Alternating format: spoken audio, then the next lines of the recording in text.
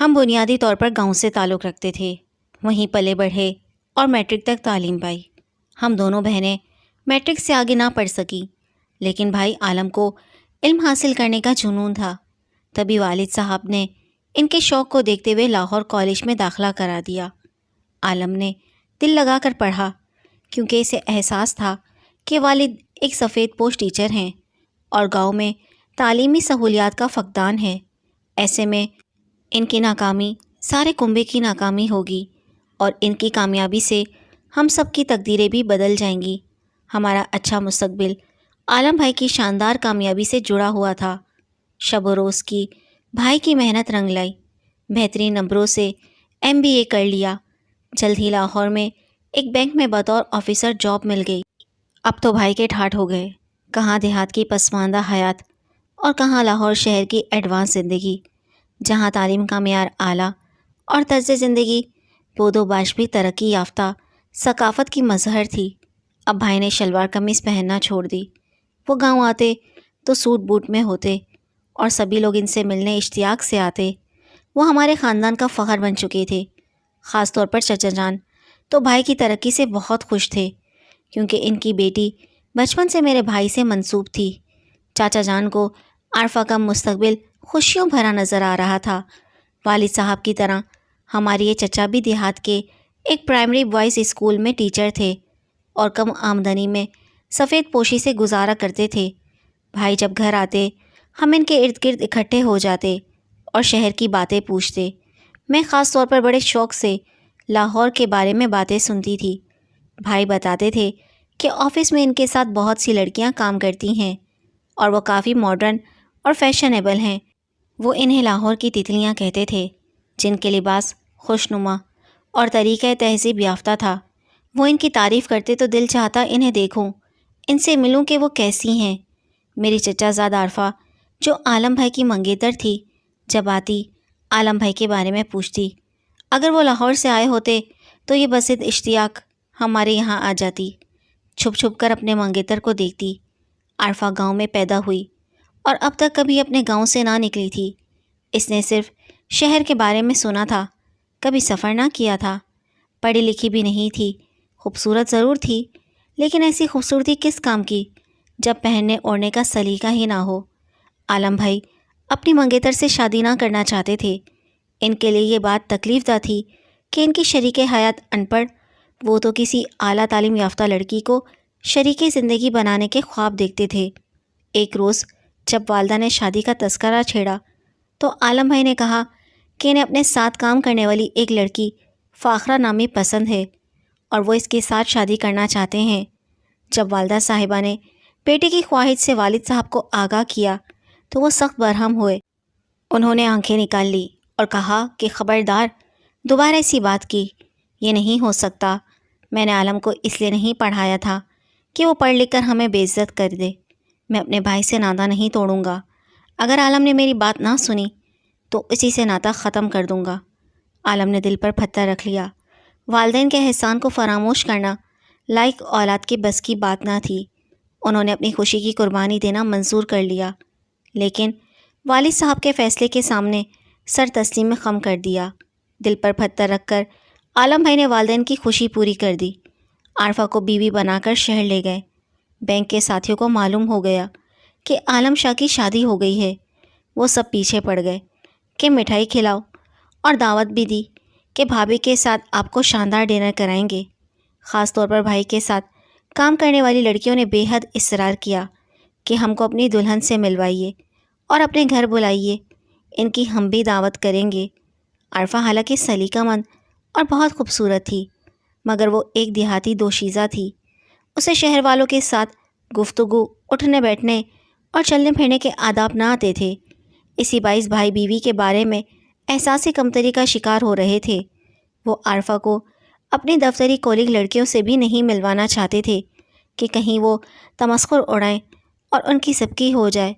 عالم بھائی نے مرد دوستوں کو ٹال دیا، مگر کولیگ لڑکیاں نہ مانیں اور ایک دن گھر پہنچ گئیں۔ فاخرہ اور رابعہ نے اصرار کیا کہ ہوٹل میں ڈنر کرنا ہے۔ اب کوئی راہ فرار باقی نہ رہی۔ بھائی نے عارفہ بھابھی سے کہا، تیار ہو جاؤ، ہم نے کھانا کھانے ہوٹل جانا ہے۔ عارفہ نے لڑکیوں کو سلام کیا اور پھر تیار ہونے کمرے میں چلی گئی۔ اب بھائی گھبرا کر بیوی کو ہدایت دے رہے تھے اور لڑکیوں کو ڈرائنگ روم میں بٹھا دیا تھا۔ جب عارفہ بھابھی تیار ہو کر ڈرائنگ روم میں گئیں تو ان کی تیاری اور سنگھار دیہاتی طرز کا تھا۔ جھومر، ٹیکا اور لمبے آویزے، اس پر تیز میک اپ اور بالوں میں پراندہ، سر پر عجب طرح سے دوپٹہ لیا ہوا، لباس شوخ جیسے ایک دن کی دلہن ہو۔ ایسی تیاری میں ہوٹل جانا واقعی عالم بھائی کے لیے سبکی کا باعث بنتا۔ لڑکیوں نے جب عارفہ کو اس روپ میں دیکھا تو ان کی ہنسی نکل گئی۔ وہ کسی طرح بھی ایک جوکر سے کم نہ لگ رہی تھیں۔ عجیب حلیہ تو تھا ہی، اوپر سے میک اپ ایسا تھوپا تھا کہ اپنی دلہن کو اس حلیے میں دیکھ کر میرے بھائی کو سچ مچ پسینہ آ گیا۔ لڑکیوں کے چہرے پر تمسخر آمیز مسکراہٹ ان کو اور بخل کر رہی تھی۔ اشارے سے بیوی کو دوسرے کمرے میں بلایا اور کہا، عارفہ یہ تم نے کیسا حلیہ بنا لیا ہے؟ بالکل کارٹون نظر آ رہی ہو۔ کیا ایسے حلیے میں تم اتنے بڑے ہوٹل میں چلو گی جہاں اعلیٰ سوسائٹی کے پوش لوگ آتے ہیں؟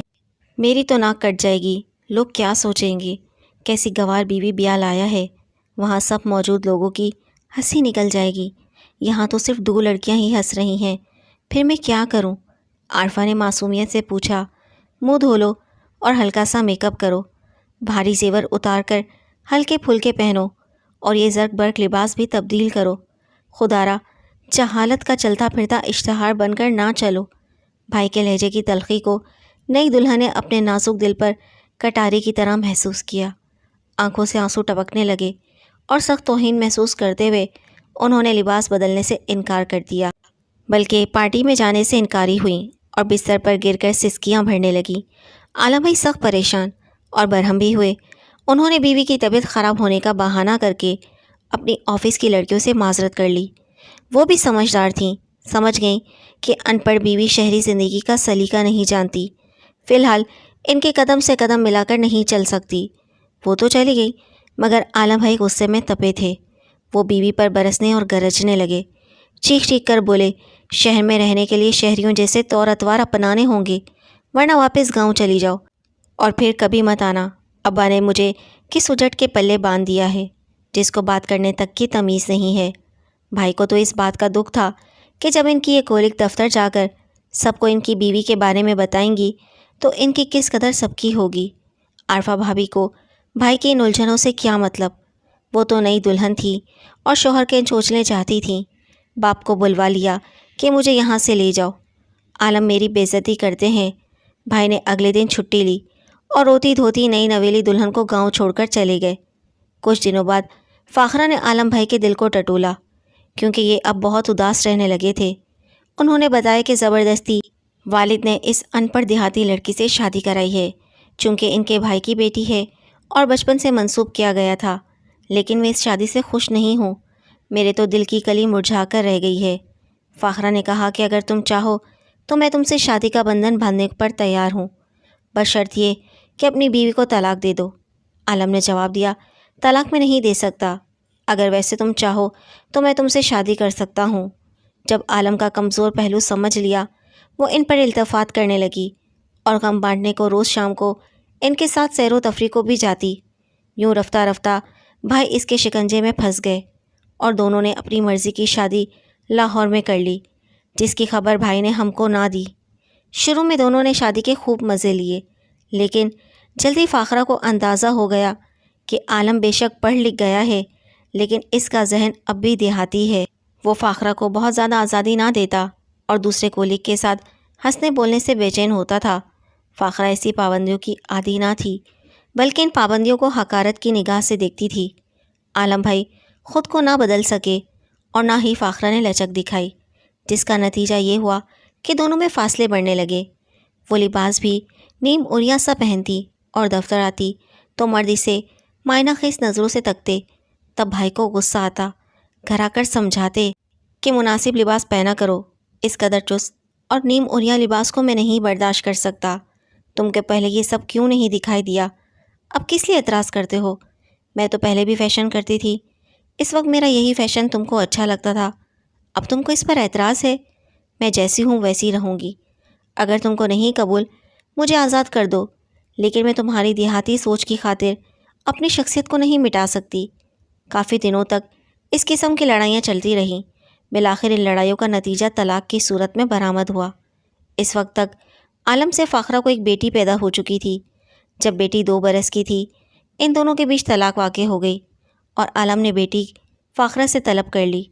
اس نے بھی بیٹی کو باپ کے حوالے کر دیا کیونکہ وہ اس کے پالنے کی ذمہ داری نہیں لینا چاہتی تھی۔ اس عرصے میں وہ بینک کے ایک اور اعلیٰ افسر کی منظور نظر بن چکی تھی۔ بس طلاق کی عدت کو پورا کرتے ہی اس نے اس افسر سے شادی کر لی اور بہتر زندگی کی طرف چلی گئی۔ عالم نے اپنا تبادلہ اپنے گاؤں کے نزدیک ایک شہر میں کرا لیا اور بیٹی کو گھر لے آئے۔ عارفہ بھابھی روٹ کر اپنے مائکے چلی گئی تھی۔ امی ابو سے کہا کہ میری بیوی کو منا لائیے تاکہ ننھی سارہ کی پرورش کر سکے۔ والدین نے عارفہ کو منایا اور جا کر گھر لے آئے۔ اب بھائی کو اپنی دیہاتی بیوی کی قدر و منزلت معلوم ہو گئی اور اسے دل سے قبول کر لیا کیونکہ وہ ان کی ننھی منی بچی کو پیار کرتی اور اسے دل سے لگا لیا تھا۔ آج بھائی عالم اور عارفہ بھابھی خوش و خرم زندگی گزار رہے ہیں۔ میری اس بھابھی میں 100 گن ہیں۔ خدا نے 4 بچے دیے ہیں مگر سارہ کو سب سے بڑھ کر چاہتی ہیں۔ کبھی اسے یہ احساس نہیں ہونے دیا کہ وہ ان کی سوتیلی بیٹی ہے اور اس کو انہوں نے جنم نہیں دیا تھا۔ اب تو وہ بہت تہذیب یافتہ خاتون ہے۔ رفتہ رفتہ شہری اور پڑھے لکھے لوگوں جیسے طور طریقے سیکھ لیے ہیں۔ کوئی نہیں کہہ سکتا کہ وہ ان پڑھ دیہاتی یا اجڑ خاتون ہے۔ سچ ہے اگر شوہر صحیح معنوں میں تعلیم یافتہ ہو تو ان پڑھ بیوی کو بھی سوجھ بوجھ سے پڑھے لکھے لوگوں جیسے رنگ ڈھنگ سکھا دیتا ہے۔ انسان ایک دم تو اپنا طرز زندگی نہیں بدلتا، اچھی سوسائٹی میں رہ کر رفتہ رفتہ ہی اس کی شخصیت میں بدلاؤ اور نکھار آتا ہے۔ اصل بات تو وفا اور خلوص کی ہوتی ہے جس سے ازواجی زندگی میں احترام آتا ہے اور زندگی کامیاب گزرتی ہے۔